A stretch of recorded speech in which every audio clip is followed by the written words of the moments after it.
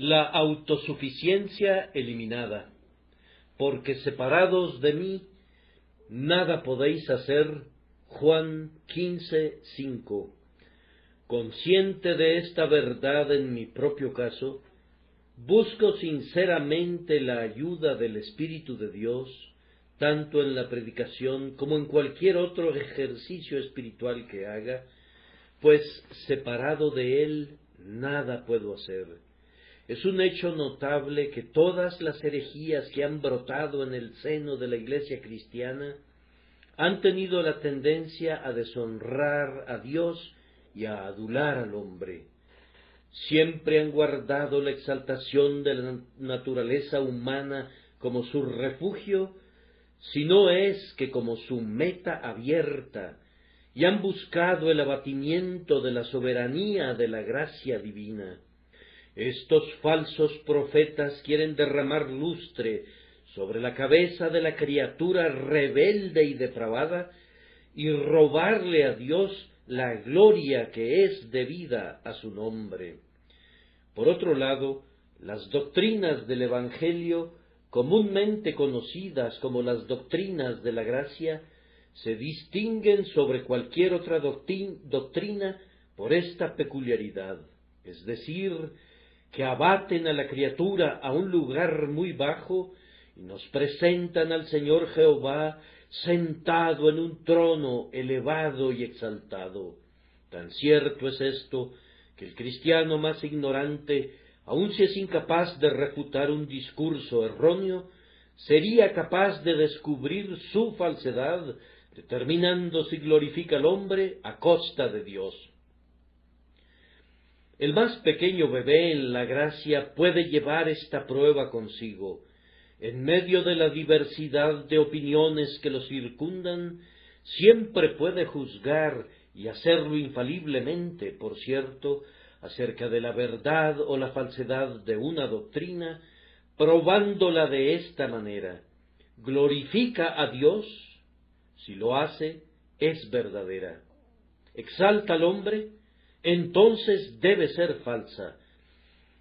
Por otra parte, coloca al hombre en un lugar muy bajo y habla de él en términos que lo conducen a sentir su degradación, entonces, sin duda, está llena de verdad.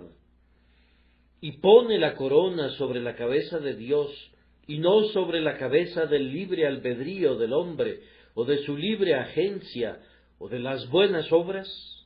Entonces, con toda certeza, es una doctrina de acuerdo a la piedad, pues es la misma verdad del Señor nuestro Dios.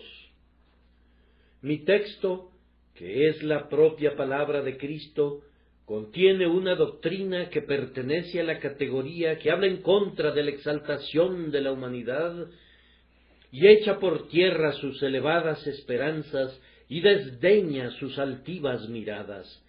Y esta frase honra a Cristo precisamente en esa medida y lo exalta en la estima de todo su pueblo. Esta mañana voy a hablar de mi texto de esta manera. Jesús dijo: separados de mí, nada podéis hacer. Primero, esto es cierto en cuanto a sus santos en temas concernientes a ellos mismos. En segundo lugar, esto es todavía más manifiestamente cierto en cuanto a los hombres inconversos y no regenerados. Y en tercer lugar, la experiencia descubrirá que es igualmente un hecho si miramos a los santos en relación a los pecadores. Sin Cristo, el santo más sincero no puede hacer nada para la conversión del pecador. Entonces, comenzamos con el santo en relación a sí mismo. Jesús les dijo a los apóstoles, y si se los dijo a ellos, con toda certidumbre nos dice también a nosotros, al menos con la misma fuerza: separados de mí, nada podéis hacer. Vamos a explicar esto, y luego vamos a sustentarlo, y luego extraeremos una lección práctica. Hijo de Dios, Jesucristo te habla personalmente en este día y te dice: separado de mí, nada puedes hacer. ¿Entiendes esto? Observa cuán decisivamente habla. Yo tomo prestado de Agustín mucho material para la exposición que presento a continuación. Él comenta que esta frase parece haber sido escrita para poner un fin a las impudentes posturas de los pelagianos, pues el texto no dice: separados de mí, difícilmente podrían hacer algo.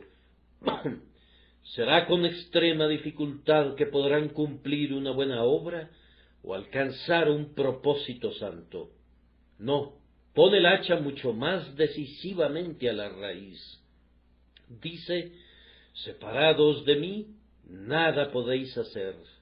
Absoluta y positivamente nada.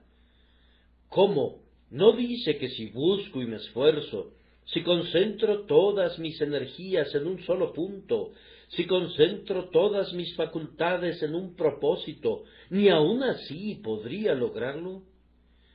Si yo fuera extremadamente cuidadoso, si fuera intensamente entregado, si orara con toda sinceridad, ¿no podría entonces lograr algo, aun sin la influencia del Espíritu? Puede ser que me cueste muchas dificultades, puede ser duro remar contra la corriente, pero no podría progresar por lo menos un poquito en las cosas de Dios solo con mi propio poder, sin ayuda, si me esforzara al máximo. No. El Señor dice que no. Separados de mí, nada podéis hacer. Puedes esforzarte como quieras, luchar como puedas. Tus esfuerzos y tus luchas serían una fuerza mal aplicada, no te conducirían a progresar a tu meta, sólo te hundirían más profundamente en la ciénaga de la desesperación o de la presunción. Observen, además, que el texto no dice: separados de mí, no podréis hacer algunas cosas grandiosas, algunos actos especiales de piedad, algunos actos elevados y supernaturales de arrojo, de abnegación y de sacrificio. No, separados de mí, nada podéis hacer. La frase incluye, como lo perciben claramente, esos pequeños actos de gracia, esos pequeños actos de piedad, para los que en nuestra altiva arrogancia pensamos que ya estamos suficientemente equipados. No pueden hacer nada. No solamente el más alto deber está más allá de su poder, sino el menor deber también. Ustedes no son capaces de hacer el menor acto de vida divina, excepto en la medida en que reciban la fuerza del Dios el Espíritu Santo. Y de verdad, hermanos míos, es generalmente en estas pequeñas cosas que descubrimos el alcance de nuestra debilidad. Pedro pudo caminar sobre las olas del mar, pero no pudo soportar la burla de una criada ínfima. Job pudo tolerar la pérdida de todas las cosas, pero las palabras recriminadoras de sus falsos amigos, aunque no eran más que palabras y no rompían huesos, lo llevaron a hablar mucho más amargamente que toda la sarna maligna y las ampollas que estaban en su propia piel. Jonás dijo que hacía bien en enojarse hasta la muerte por una calabacera. ¿No han oído a menudo que hombres valientes que han sobrevivido cientos de batallas han muerto al final por causa del más trivial accidente? ¿Y no ha sucedido lo mismo con cristianos que profesan? Ellos se han erguido rectamente en medio de las más duras pruebas, han sobrevivido las más arduas pugnas, y sin embargo, en una hora mala, al confiar en ellos mismos, su pie ha resbalado bajo alguna ligera tentación o debido a alguna pequeña dificultad. John Newton dice: la gracia de Dios es muy necesaria para formar un temperamento correcto en los cristianos, tanto en relación al rompimiento de un plato como en relación a la muerte de un hijo único. Estas pequeñas grietas necesitan ser resanadas con sumo cuidado. La plaga de las moscas no es más fácil de ser contenida que la del ángel destructor. El justo debe vivir por fe tanto en las cosas pequeñas como en las grandes. El creyente debe estar consciente de su propia incapacidad tanto en las menudencias como en los ejercicios más nobles. No debe decir nunca de ningún acto: ahora soy lo suficientemente fuerte para ejecutar esto. No necesito ir a Dios en oración para esto. Se trata de una minucia, está por debajo de la dignidad de Dios y yo me basto por mí mismo para ello. No, creyente, tú no eres competente para nada. Sin Cristo no puedes hacer nada que sea bueno, nada que sea correcto. No somos competentes por nosotros mismos, para pensar algo por nosotros mismos, sino que nuestra competencia proviene de Dios. Pues ¿qué hemos de pedir como conviene? No lo sabemos.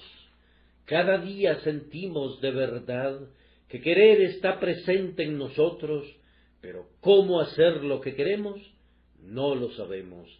Nuestra fuerza es no solamente debilidad, sino perfecta debilidad, debilidad incluso en relación a las cosas pequeñas, debilidad relativa a las onzas, como ciertamente relativa a las toneladas, debilidad en las gotas de dolor, así como en los mares de aflicción, debilidad ante las astillas de la prueba, así como ante los terribles dardos del maligno.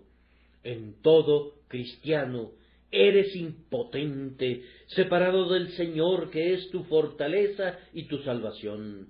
Aprende, entonces, el significado de este texto: separados de mí, nada podéis hacer.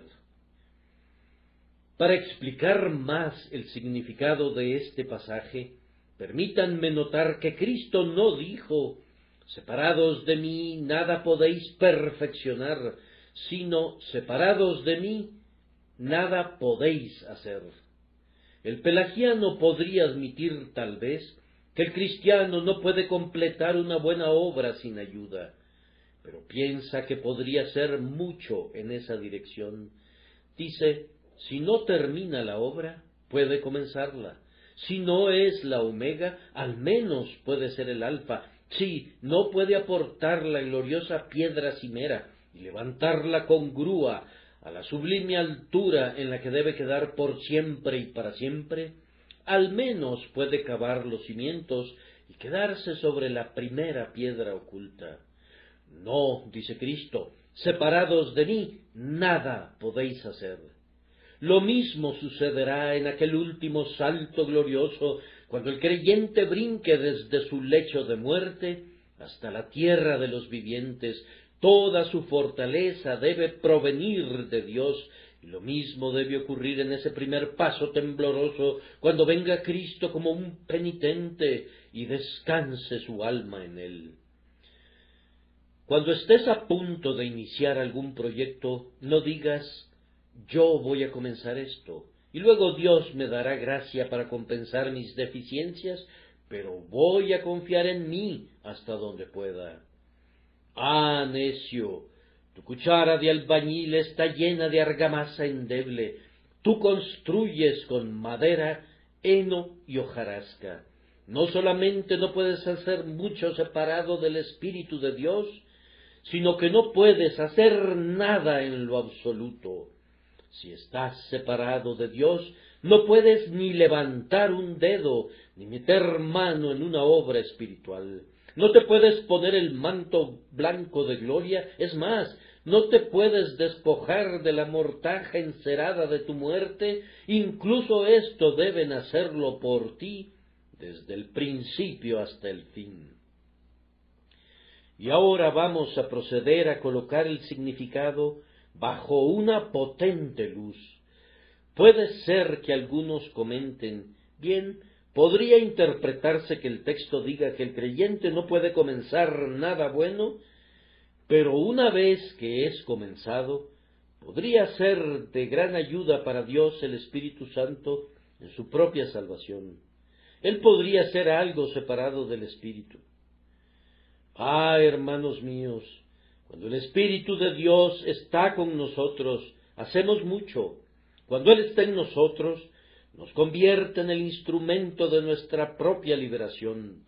Pero si el Espíritu de Dios es separado del cristiano, aunque haya sido renovado, aunque tenga un nuevo corazón y un recto espíritu, a pesar de ello, no podría retener ese nuevo corazón y ese espíritu recto ni una sola hora, es más, ni una fracción de un segundo, si el Espíritu de Dios fuera retirado alguna vez de él.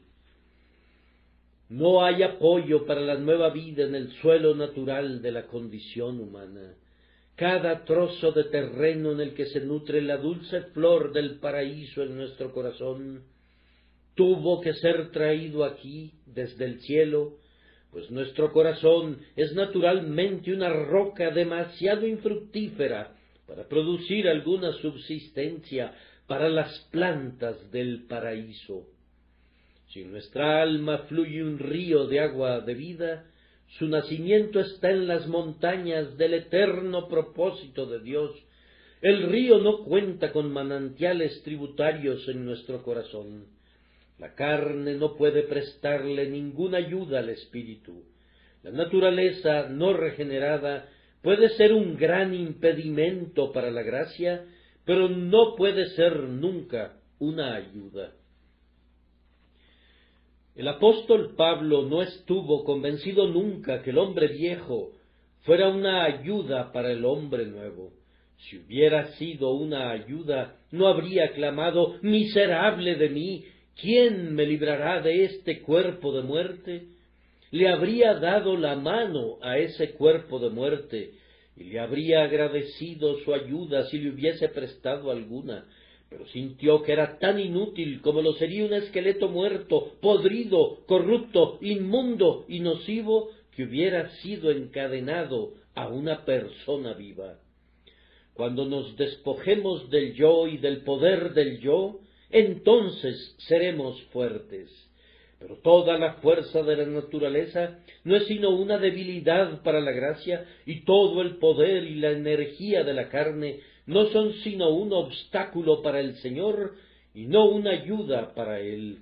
Separados de Él, en el sentido más amplio en el que este lenguaje pueda ser entendido, nada podemos hacer. Y ahora, habiendo procurado explicar de esta manera el texto en relación al cristiano, permítanme sustentarlo. Quiero sustentarlo, primero que nada, apoyándome en la aprobación común de todos los creyentes de todas las épocas. Con la excepción de los antiguos pelagianos y su moderna prole, yo desconozco que la Iglesia haya aportado algún caso de algún profesante que haya dudado de la incapacidad del hombre separado de Dios, el Espíritu Santo. Nuestras confesiones de fe son casi unánimes sobre este punto. Pero escucho que alguien pregunta: ¿acaso no creen los arminianos que hay una fuerza natural en el hombre por la cual él puede hacer algo? No, hermanos míos. El verdadero arminiano no puede creer tal cosa. Arminio habla muy correctamente acerca de este punto. Cito sus propias palabras de conformidad a la traducción que poseo. Es imposible que el libre albedrío, sin la gracia, comience o perfeccione cualquier bien verdadero o espiritual. Yo afirmo que la gracia de Cristo, en lo tocante a la regeneración, es simple y absolutamente necesaria para la iluminación de la mente, para el ordenamiento de los afectos y para la inclinación de la voluntad hacia lo que es bueno. Eso es lo que opera en la mente, en los afectos y en la voluntad, lo que infunde buenos pensamientos en la mente, lo que inspira buenos deseos en los afectos y conduce a la voluntad a ejecutar esos buenos pensamientos y esos buenos deseos.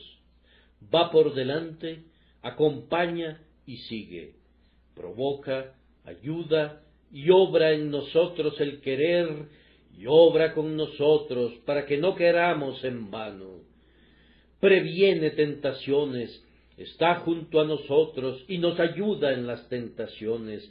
Es una ayuda en contra de la carne, del mundo y de Satanás, y en el conflicto nos concede gozar de la victoria. Levanta de nuevo a los que son vencidos y caen, los restablece y los dota de nueva fuerza y los vuelve más cautos. Comienza, promueve, perfecciona y consuma la salvación.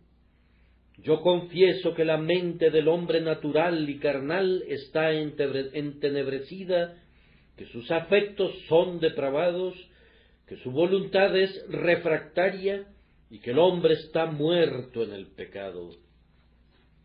Richard Watson, quien entre los arminianos modernos es considerado como un teólogo clásico, especialmente en la denominación wesleyana, es igualmente claro sobre este punto.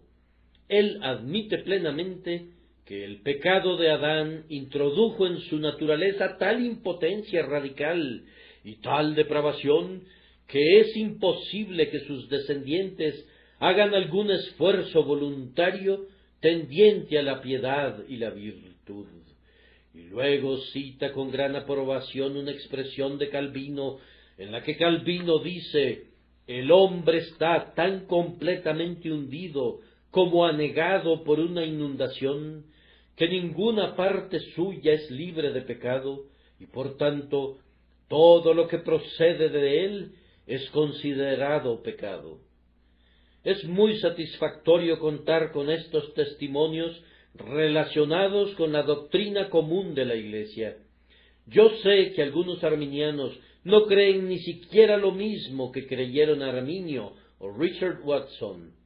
Yo sé que algunos de ellos no entienden ningún credo, ni siquiera su propio credo, pues en todas las denominaciones hay hombres tan ignorantes de toda teología que sobre cualquier base se aventuran a declarar que son arminianos o calvinistas, sin saber lo que Calvino o Arminio enseñaron. Los arminianos estarían mucho mejor si por lo menos fuesen tan buenos como Arminio.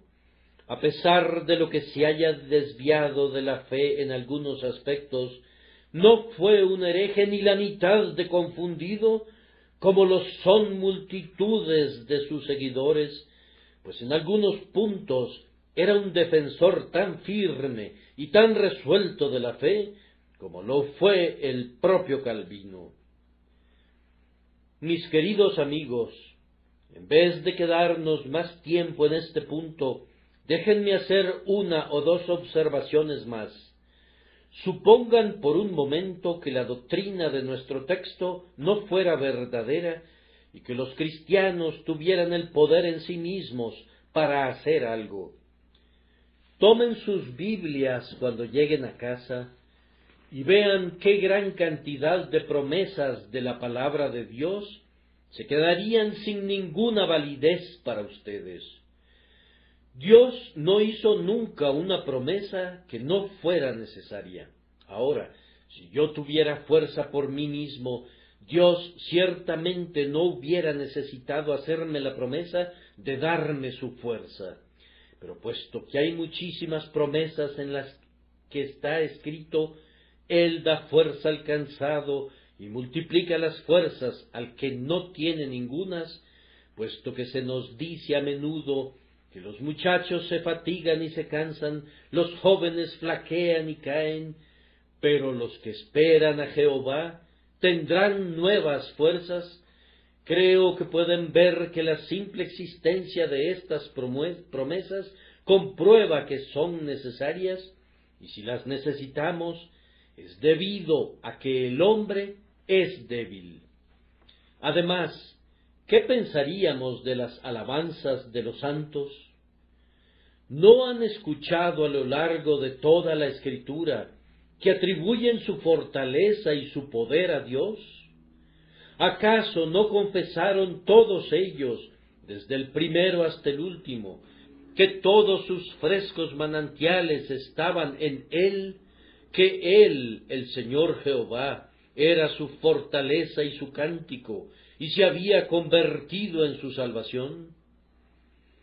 ¿No confesaron unánimemente que su competencia provenía de Dios, que cuando eran débiles eran fuertes, que en sí mismos no eran nada?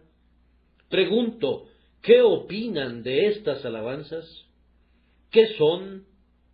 ¿Acaso no serían puro viento si estos hombres realmente hubieran tenido fortaleza y poder para hacer el bien?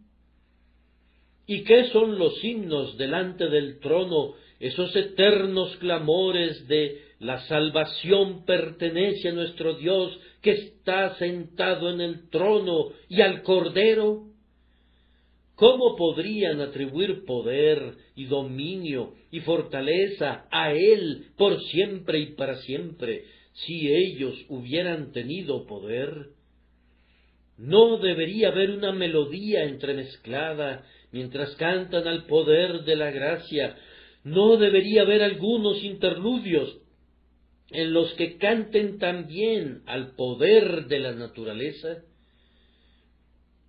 Si llegaran al cielo en parte por Dios y en parte por ellos mismos, ¿no deberían algunos de los arpistas cantar a la gracia, pero otros no deberían variar la melodía, al menos a intervalos, para alabar a aquel que con su propia fuerza rompió los grillos de su pecado y mediante su propia vigilancia se preservó para vida eterna?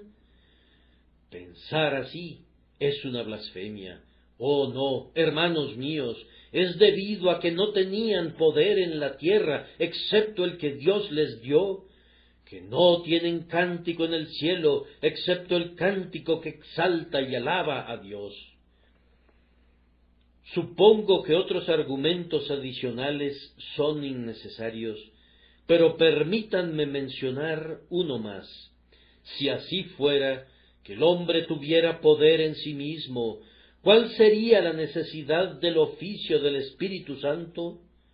El oficio del Espíritu Santo se volvería de inmediato una sinecura inútil si el hombre pudiera hacer cualquier cosa y todas las cosas. ¿Qué necesidad habría de que el Espíritu reviviera a los hombres si ellos pudieran dar el primer paso para volver a la vida? ¿Qué necesidad habría de ser fortalecidos con poder en el hombre interior por su espíritu, si el hombre interior estuviera ya fortalecido por su propio poder natural?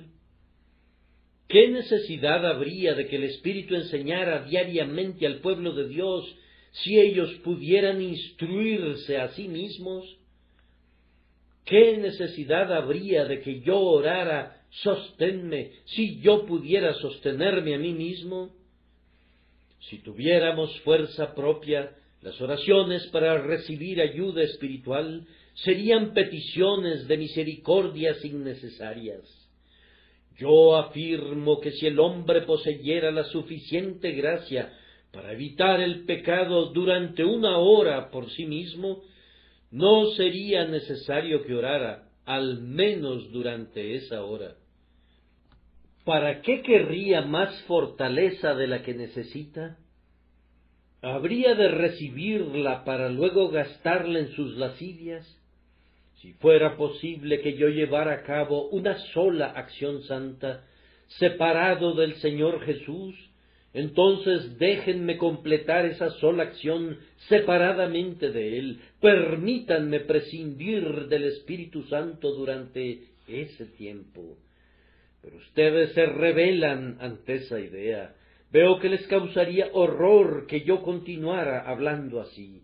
No, dirían ustedes, día a día tenemos la necesidad de orar, cada hora tenemos la necesidad de confiar.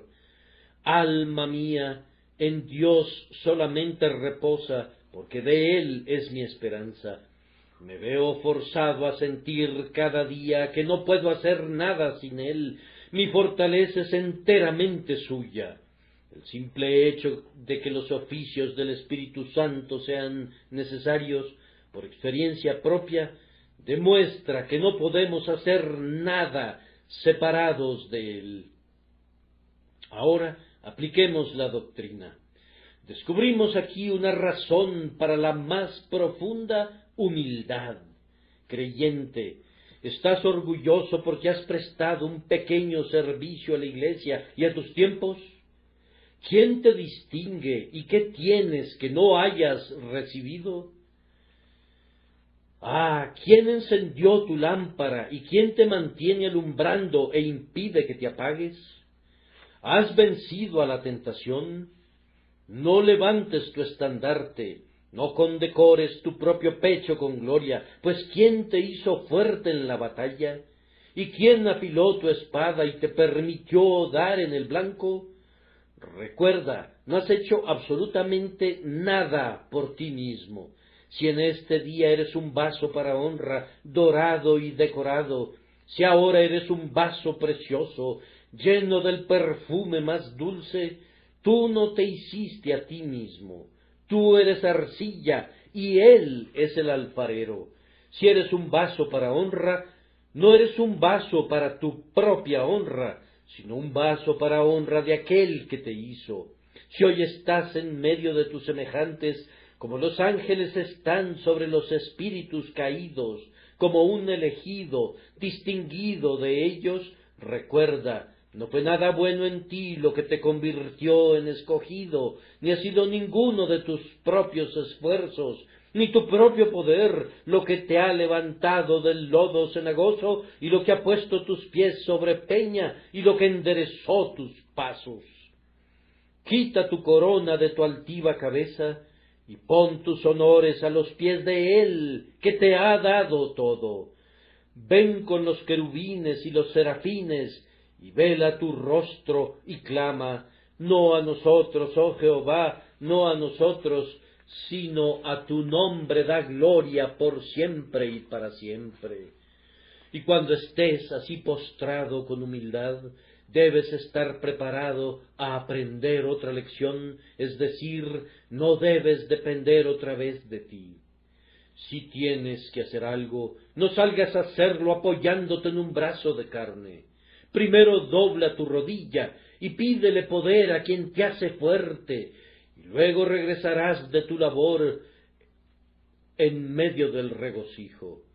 Pero si vas con tu propia fuerza, harás añicos la reja de tu arado sobre la roca, sembrarás la semilla junto al mar salado y sobre arena infértil, y contemplarás tus acres vacíos en los años venideros, que no producirán ni una sola brizna de hierba que alegre tu corazón.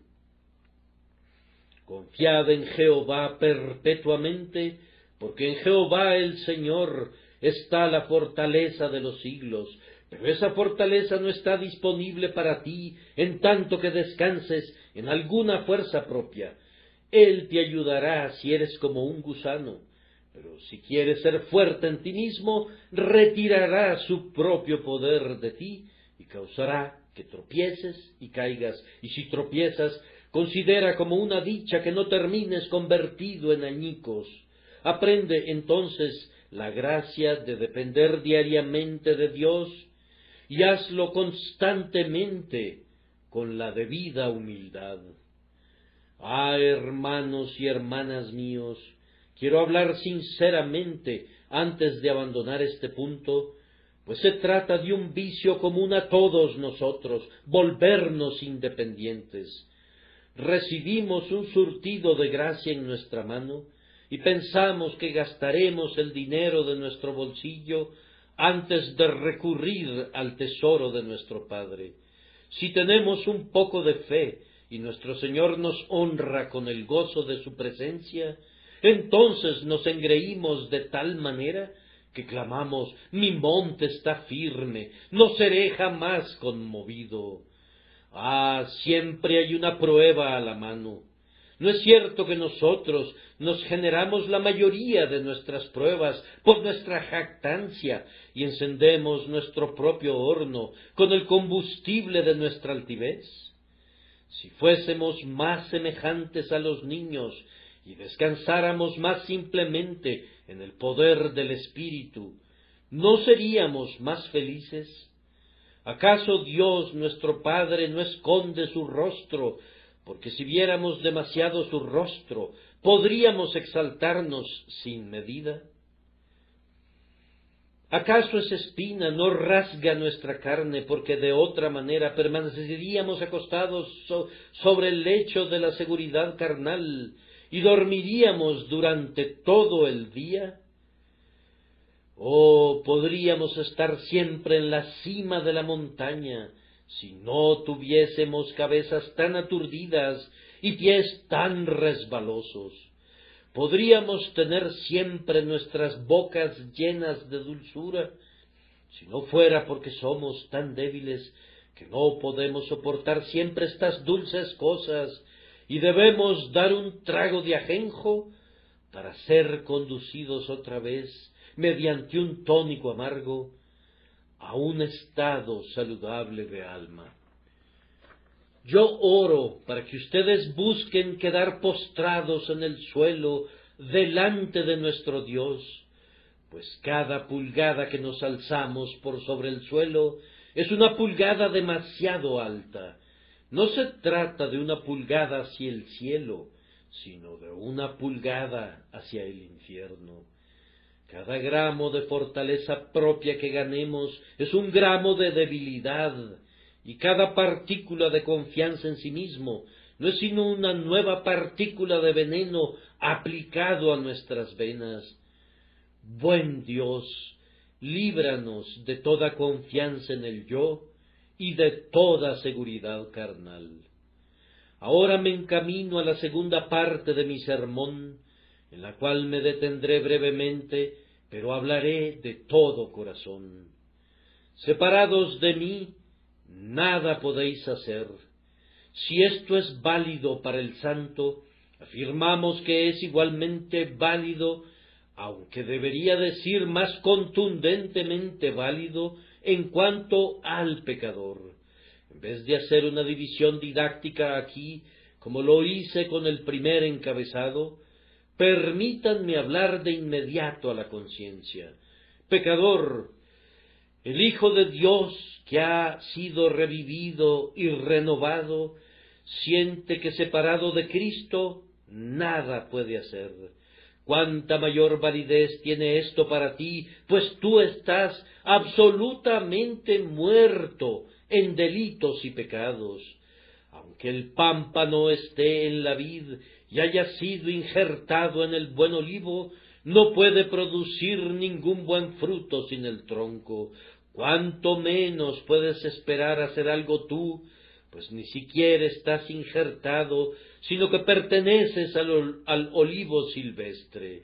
¿Cómo podrías producir fruto si el cristiano, cuyo rostro ha sido limpiado, no puede mantenerlo limpio? Cuánto más difícil no es para el etíope, pues eso eres tú, mudar su piel, o para el leopardo quitar sus manchas.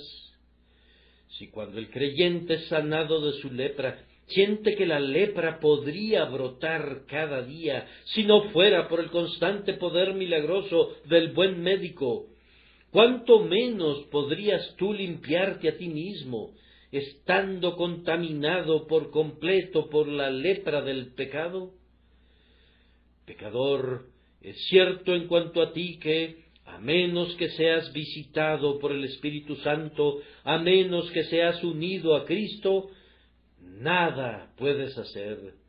No estamos afirmando que eres incapaz físicamente, pues puedes efectuar actos naturales, puedes asistir a la casa de Dios, puedes leer la palabra de Dios, tú puedes hacer 1000 cosas que sólo necesitan de tus brazos y de tus piernas y de tus ojos. Tampoco eres incapaz mentalmente. Tú puedes discernir entre el bien y el mal. Tú puedes juzgar sobre la verdad y el error, y eres verdaderamente culpable al elegir lo falso y rechazar lo verdadero. Hablamos ahora de tus acciones espiritualmente, no moralmente. Tú eres tan enteramente incapaz de todos los actos espirituales como los muertos en los cementerios, o como los huesos secos después de haber pasado por el fuego. La vida espiritual no permanece en ti, no tienes ningún poder espiritual con el que puedas ayudarte. Estás totalmente arruinado, enteramente perdido, y si dependes de ti, estás más allá del alcance de toda esperanza y de toda ayuda humana. Sin embargo, te ruego, recuerda que esta incapacidad tuya es pecaminosa. No se trata de una incapacidad que sea tu desgracia, sino que es tu pecado. Eres incapaz en cuanto a la justicia, pero eres lo suficientemente capaz para la iniquidad, y tu propia incapacidad constituye en sí misma un pecado condenatorio. Además, tu incapacidad no te libera de tu deber. Aunque no puedas hacer nada, sigue siendo tu deber cumplir con todo lo que Dios ordena. Aunque no puedas pagar la deuda, pues estás totalmente en la bancarrota, sigue siendo tu obligación pagarla. Dios no te ha dispensado de la ley porque hayas perdido el poder de obedecer. No, ni siquiera el Evangelio retira alguno de sus preceptos porque no puedas cumplirlos en ti o por ti. Dios todavía requiere de ti que ames al Señor tu Dios con todo tu corazón y con toda tu alma y con toda tu mente y con todas tus fuerzas, aunque no puedas hacerlo, como tampoco puedes volar. Todavía requiere de ti que te vuelvas del pecado y que creas en el Señor Jesús con todo tu corazón, aunque no puedas cumplir con esto, como la piedra no se puede transformar en ángel, o como las rocas calladas no pueden prorrumpir en aleluyas de eternidad. Puedes ver, pecador, en qué estado te encuentras. Tú tienes un Señor que requiere de ti el pago, pero no tienes nada con qué pagarle. Tú tienes los mismos requerimientos que Adán tuvo en el huerto, pero has perdido toda capacidad de cumplir con el requerimiento. Oh pecador, cuán perdido estás, cuán perdido estás. Pero escucho que alguien dice: predicar de esta manera paraliza los esfuerzos de los hombres y los lleva a decir: no puedo hacer nada. Ah, amigos míos, esto es precisamente lo que queremos que digan. Queremos paralizar sus esfuerzos, queremos impactarlos con un sentido de su incapacidad.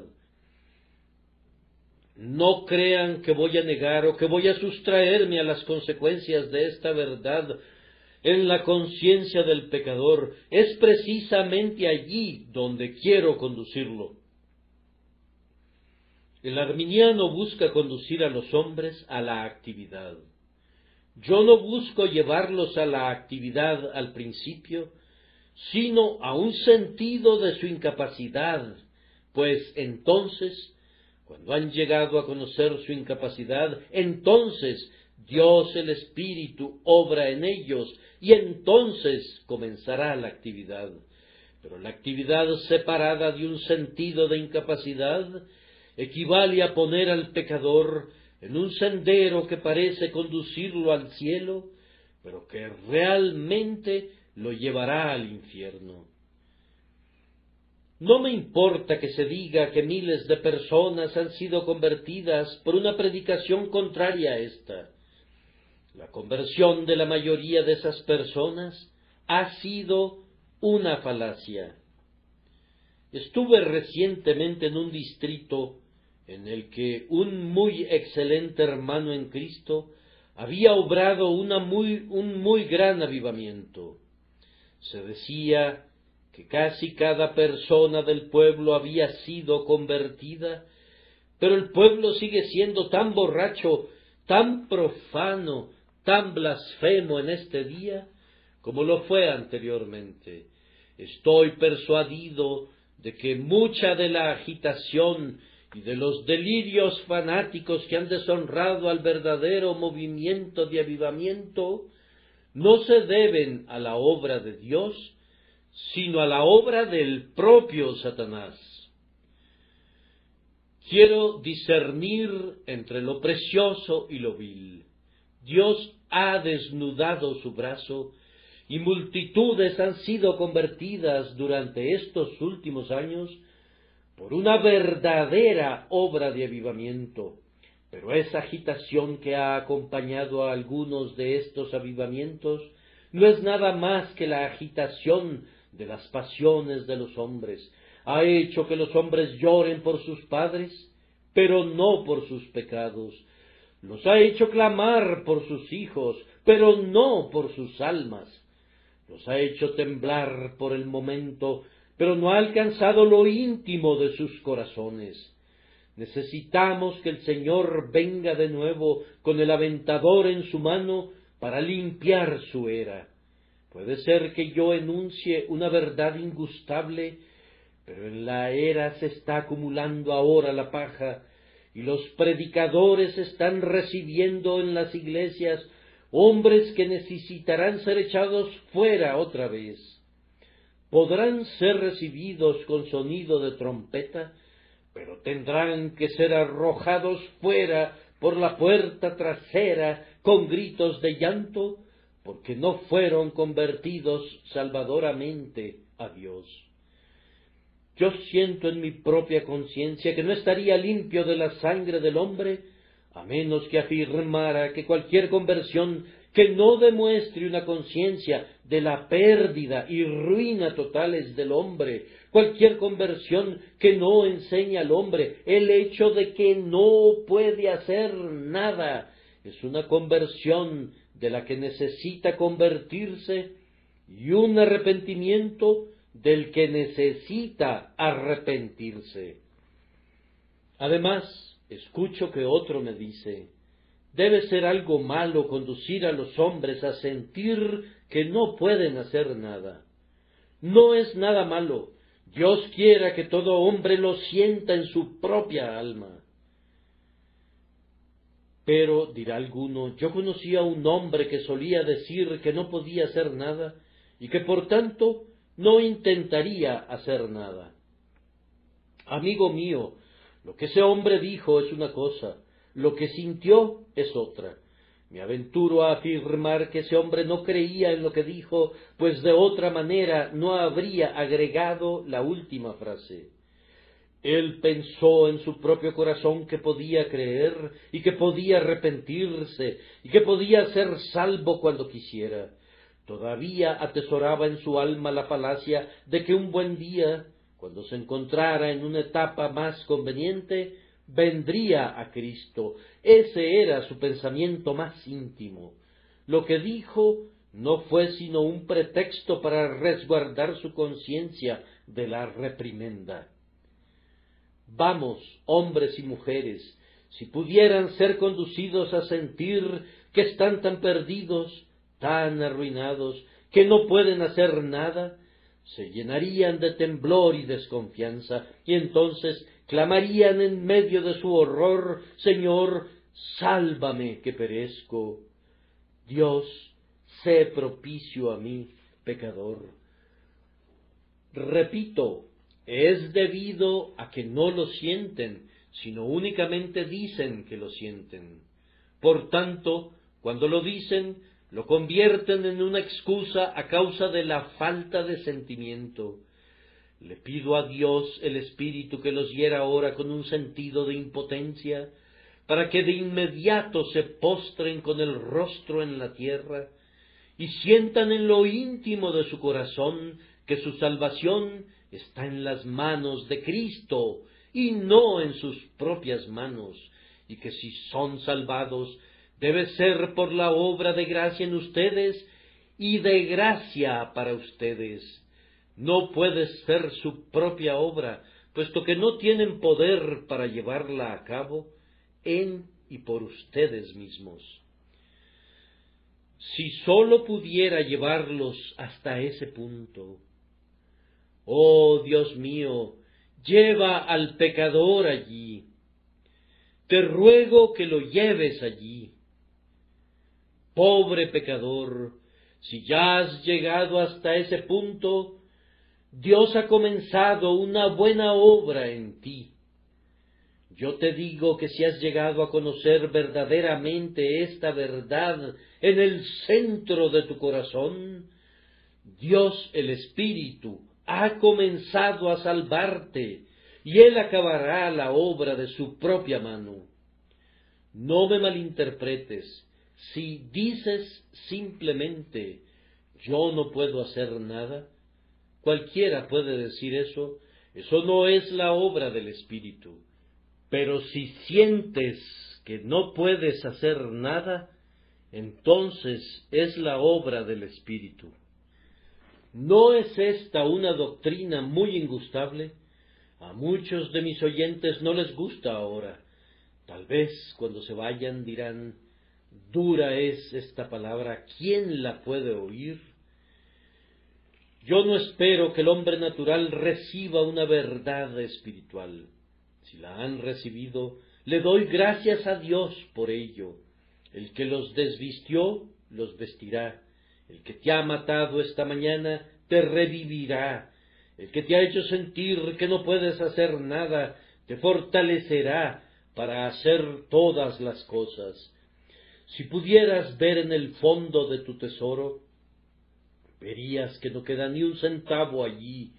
Si pudieras sentir tu propio vacío, estoy seguro de que pronto verías la plenitud de Cristo y descubrirías que Él puede salvar perpetuamente a los que por Él se acercan a Dios, que aunque no podamos hacer nada, Él puede hacerlo todo, que aunque nosotros no podamos ni comenzar ni terminar, Él es el Alfa y el Omega, principio y fin, el autor y consumador de nuestra fe. Ahora concluyo con el tercer encabezado: separados de mí, nada podéis hacer. Esto es aplicable al santo en relación al pecador. Hermanos, a veces recibo información acerca de hombres llamados revivalistas, y yo supongo que la gente se imagina que hay algún poder en ellos o relacionado con ellos para crear un avivamiento. Yo lamentaría llevar ese título para que no se llegara a pensar que me arrogo algún poder. Yo sé también que la gente planea algunas veces un avivamiento en un determinado tiempo, como si el Espíritu de Dios estuviera a su disposición, como si ellos pudiesen hacer que el viento, que sopla de donde quiere y cuando le place, viniera a su llamado y a su indicación. Yo creo que todo eso pretende comenzar por el punto equivocado. En lugar de eso, deberíamos sostener reuniones de oración y confesar nuestra incapacidad. Si comenzáramos por sentir que no podemos hacer nada, podríamos hacer todo. Pero cuando comenzamos pensando que lo podemos hacer todo, no terminaremos haciendo nada. La Iglesia de hoy necesita tener este principio más y más grabado en su corazón. Iglesia de Dios, tú eres impotente, no tienes ninguna fuerza, ningún poder para convertir una sola alma separada del Espíritu de Dios. ¿Ha corroborado alguno de ustedes esto por experiencia propia? Tal vez me dirijo a un padre que tiene muchos hijos. Dice, uno de mis hijos me confunde por completo. He orado por él y he hablado con él, he buscado instruirlo, pero únicamente puedo subir a mi aposento y de rodillas sentir que a menos que Dios ponga su mano, ese muchacho no será salvo nunca. Es algo bueno que sientas esto, pues ahora irás a trabajar en la dirección correcta sin usar tus propias herramientas ni tu propio poder, sino apoyándote en la fortaleza de Dios.